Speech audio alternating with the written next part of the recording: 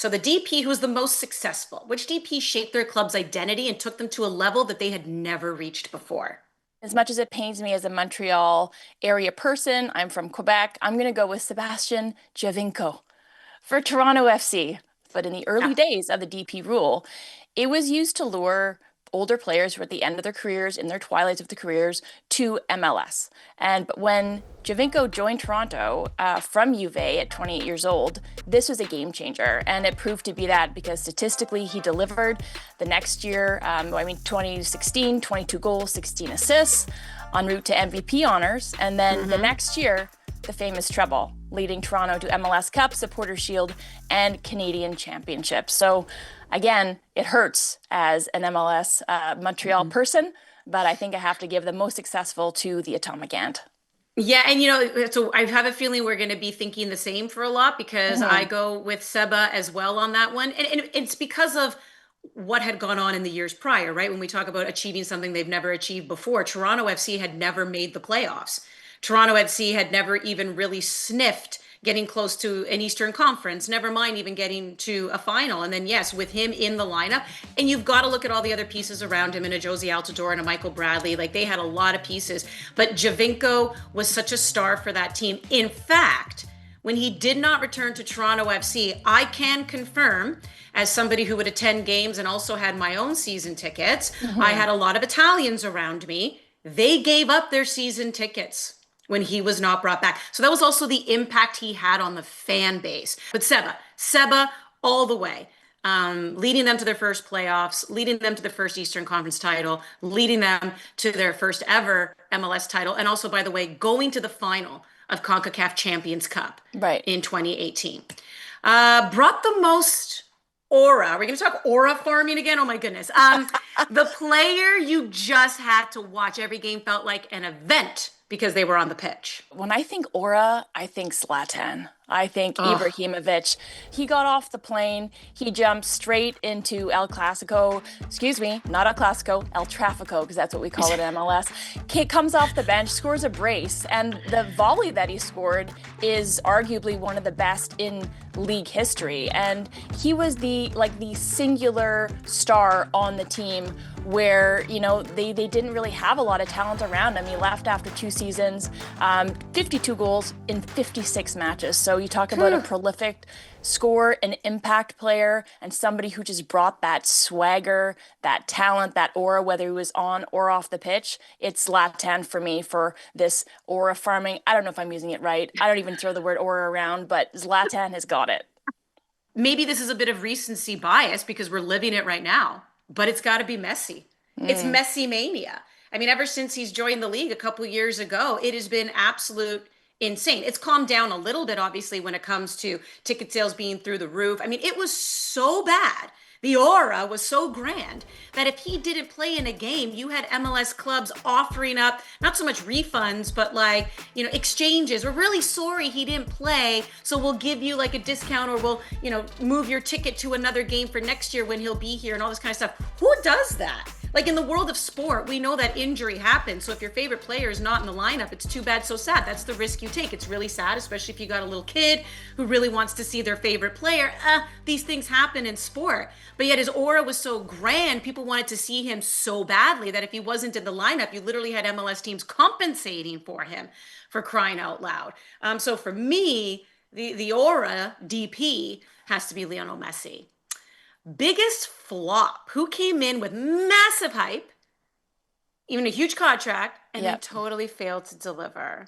Yeah, the DP kind of name, the category, has kind of been given a bad name, I think, because of the influx of these aging superstars into a league and have failed to deliver. And one of those, unfortunately, and again, this really pains me because I'm a massive Liverpool fan and I think about the 2005 Champions League win for that club, that historic club where they overturned a 3-0 deficit to AC Milan. For me, it's Oh, I Steven remember. Gerrard. Again, LA Galaxy. Yes, sorry, Andi Petrillo as a AC Milan fan, perhaps, but signed in 2015 after Beckham had departed 2 years prior. He was 35.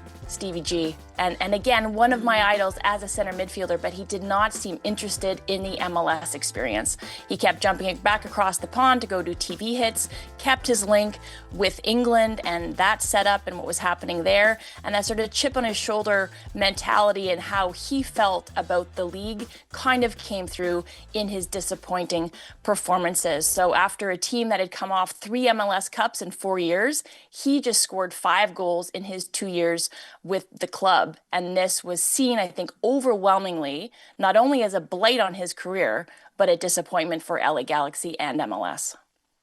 So I'm gonna go with biggest flop because he had the massive hype, the bloody big deal. Mm. Jermaine Defoe. He came on over. This was Tim Lewicki's big splash. He took over, MLSE, wanted to turn things around for TFC. Again, he was the mastermind behind Bradley, Josie, Seba. But first was the bloody big deal. And nobody paid attention to the other players because it was all about Jermaine Defoe, what he's been able to do in the English Premier League, Scottish League. Like, this guy was coming on over. This was a Spurs player.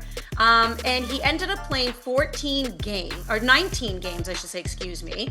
Scored goals, put up 11 goals, but it was always drama. It was always like he wasn't giving enough. It was always like he didn't care. Like, literally the stories that would come out where he'd be in the middle of practice and then he's like, yeah, I'm just going to go back home to England and would just leave. And I was like, we're training. We have a game this weekend. It was all these things. So the amount of money they spent on him, I think it was like a 4-year deal and he only played in 19 games. And it literally became dubbed, the bloody big deal became the bloody big flop. It was literally in the name. So how do I not put him in as the biggest flop as a designated player? Let's go with most influential, the DP whose presence changed the league, inspired other stars to join, or even raised MLS's global profile. A player who transcended the game long before Messi was David Beckham. So he's the OG. He's the OG Yeah. designated player. I mean, he makes this list, I think, more for anything that he did on the field, but he added legitimacy, I think, to this league.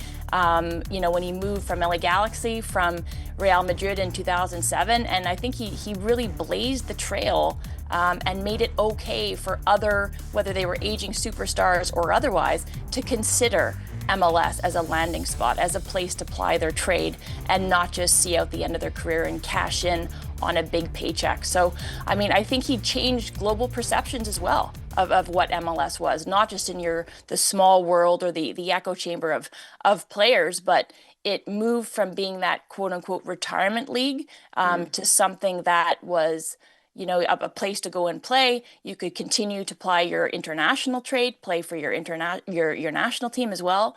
And Beckham, I think, really changed a lot of minds. And obviously, the impact is still being felt in what he did, moving to the ownership group of Inter Miami. And that is what led to Lionel Messi coming to MLS many, many years later. I'm with you. It's David Beckham. It's Yeah. just David Beckham for me, just because of what we're even able to have this conversation that we're having and having a little bit of fun here with putting DPs in this category because of him. And he started it. And I think it really turned around because it wasn't an easy ride for those of you who don't remember or maybe weren't born yet. It wasn't easy. Like, he came on over to MLS and it was so obvious that he was disappointed in facilities. He was disappointed, just everything with the league. And you could tell, like, was this a mistake? And then remember, he kept going back to Europe. He was being loaned out. And it really took a come to Jesus moment. There was a whole documentary done on it. Even when Landon Donovan turned around, said, enough of this. This is my team. I love it. You're disrespecting it. And finally, when Beckham's like, I'm committed. This is it. I'm coming back. I'm not going anywhere. I'm not focused on being put out on loan. I'm not focused on, World Cups and all this, Euro. Like, I'm here. And next thing you know, LA goes on these incredible runs, right? And starts winning trophies. And that was it. To your point, right? He gave it his all, and it's now opened the door for all of these designated players. So there we go. That was fun. That was fun to go down a little bit of memory lane there with designated players. By the way, even with the biggest flop, even though I said Jermaine Defoe, honorable mention, Lorenzo Insigne. That'll also make you happy. Yeah. Those are 2 TFC players.